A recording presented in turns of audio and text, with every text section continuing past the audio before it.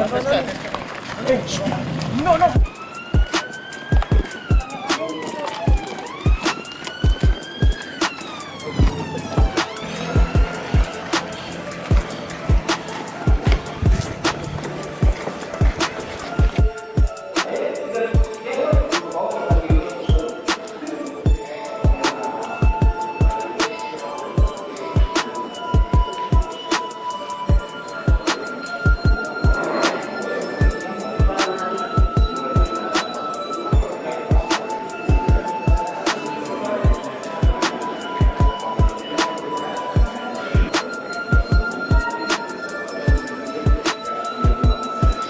Belakang, kanan kiri, kanan kiri.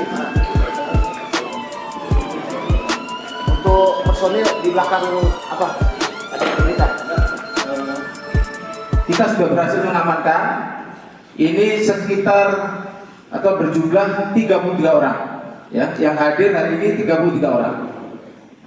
Yang hadir hari ini 33 orang dan mayoritas adalah remaja atau yang bisa dikatakan anak di bawah umur. Ngopi yuk, ngobrol, gaul, open talk penuh inspirasi. Ngopi yuk adalah ajakan sederhana namun akrab dalam budaya Indonesia. Mengajak untuk ngobrol santai, sebuah momen berkumpul, berbagi cerita, dan diskusi ringan hingga mendalam. Simbol kedekatan dan keterbukaan, obrolan sambil ngopi sering menjadi ruang jujur tanpa formalitas. Mewakili atmosfer yang hangat dan inklusif, siapapun bisa ikut, tanpa batasan.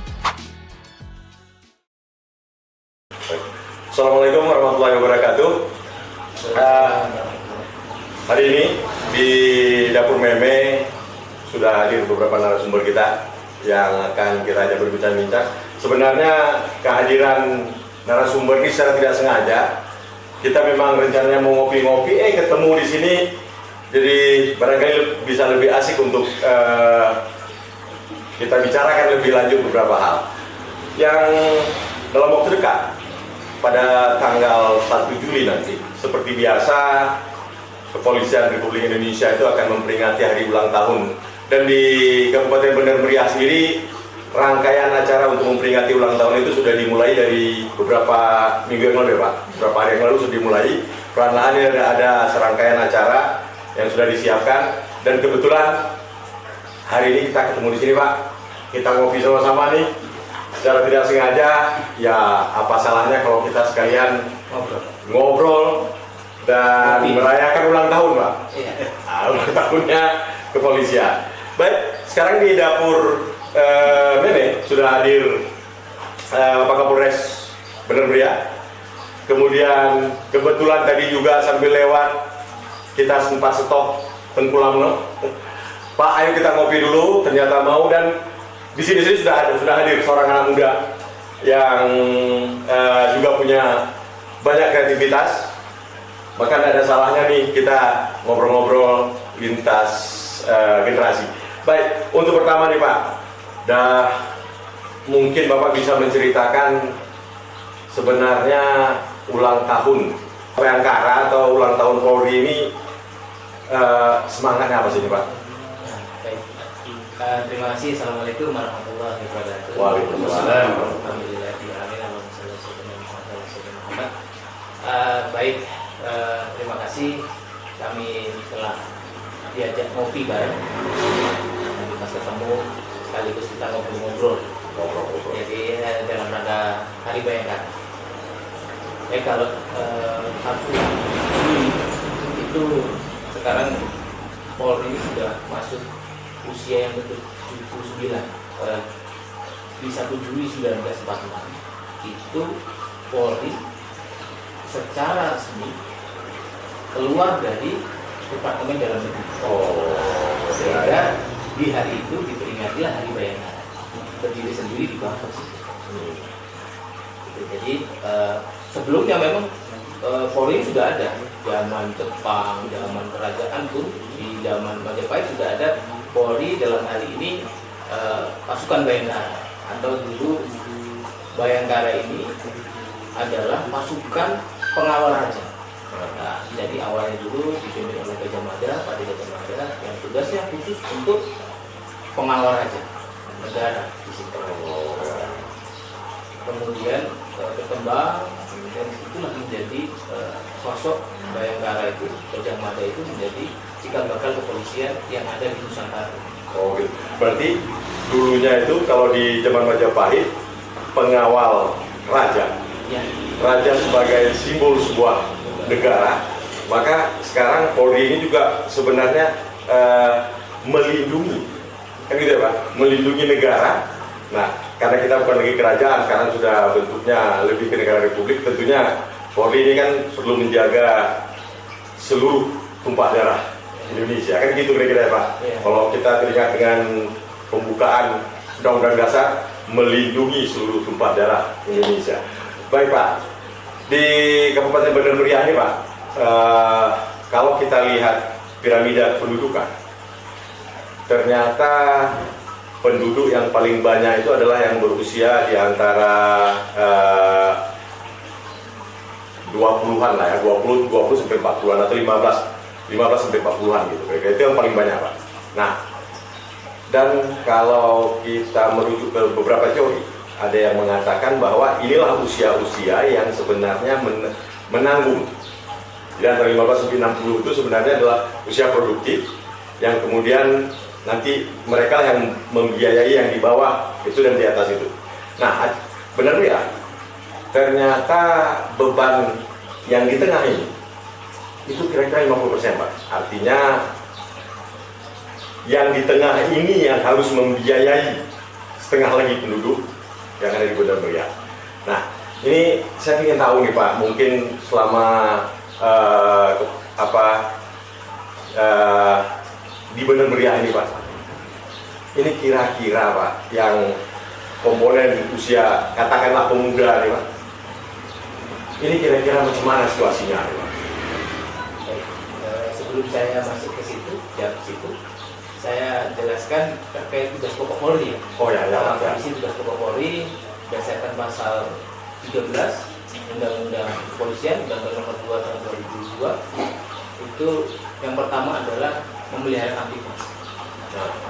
Kedua adalah penegakan hukum. Yang ketiga adalah melindungi, mengayomi, dan melayani masyarakat. Tiga itu. Jadi di situ Polri bergerak, ruang lingkupnya di situ. Memelihara kamtipmas, menegakkan hukum, melindungi, mengayomi, dan melayani masyarakat.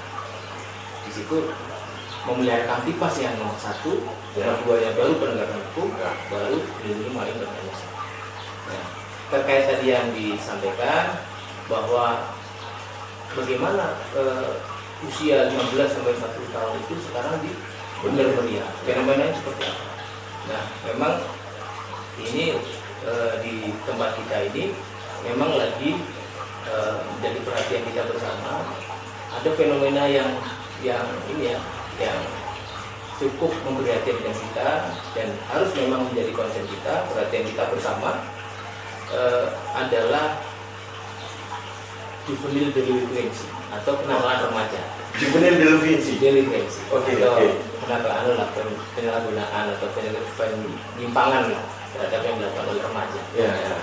Di kita ini akhir-akhir ini ya, kemarin di bulan Mei itu terjadi fenomena yang cukup mengagetkan kita.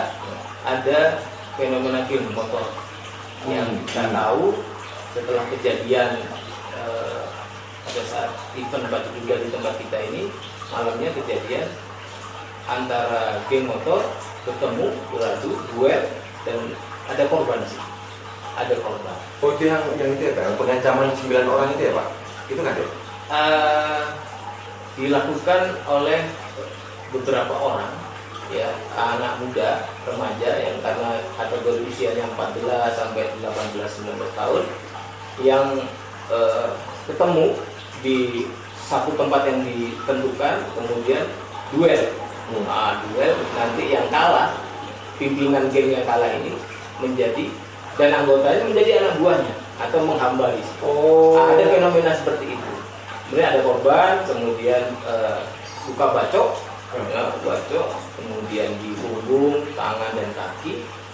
Nah itu kemudian berhasil kita amankan sebanyak 32 orang. Dan di situ kita tahu bahwa di Bandar Meriah ini sudah ada 10 kelompok geng motor. Itu maaf Pak, itu seperti apa ya Pak? Seperti mafia gitu ya Pak? Siapa yang kuat bisa menguasai sesuatu, bisa menguasai kelompok. Seperti itu. Jadi mereka ini semacam punya aturan, jadi kesepakatan antar mereka, antar remaja ini. Yang kalah jadi seperti yang seperti Bapak sampaikan tadi. Itu ada kaitannya dengan ini, apa? Ini jadi menarik Pak. Kenapa? Kalau kita lihat seperti misalnya model-model Yakuza ya Pak. Kalau mafia kan barangkali orang berpikir hanya tentang kejahatan tertentu ya. Tapi kalau seperti Yakuza itu kan mereka membentuk imperium sendiri. Mereka membentuk kelompok-kelompok sendiri, siapa yang kuat akan menguasai mana kan gitu ya Pak. Itu ada potensi nggak Pak misalnya untuk mengarah ke katakanlah kejahatan-kejahatan yang lain. Kita kan sebagai masyarakat takut ya Pak. Jangan nanti mereka berkelahi di samping rumah kita, habis itu karena marah merusak harta benda kita. Ini kan mungkin terjadi nih Pak. Kira-kira itu ada nggak Pak kemungkinan dia akan mengarah ke kejahatan-kejahatan yang lain atau yang mengganggu Kamtibmas tadi Pak? Nah, ini kan kalau sudah mengganggu kan kita nggak nyaman gitu Pak. Ada nggak kemungkinan yang salah Pak? Nah kalau kita analisa ya, memang dari mereka ini, kelompok-kelompok ini kan berkumpul jadi satu kelompok atau geng itu karena ada kesamaan. Sama. Nah, kita berharap makanya mumpung masih